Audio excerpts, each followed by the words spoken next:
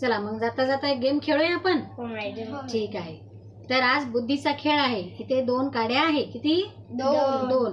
मग ह्या 2च काड्यापासून तुम्हाला 10 दाखवायचे आहे. मग कसे दाखवसाल 10? दाखवा बरं मला करून.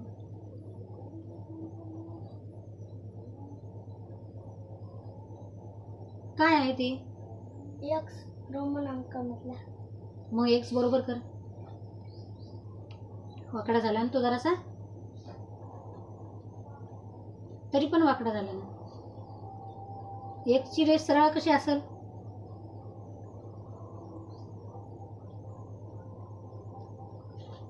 नाही आलं.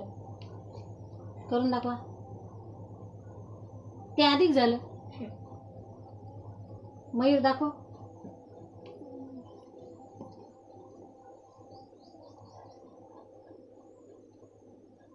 काय झालं हे?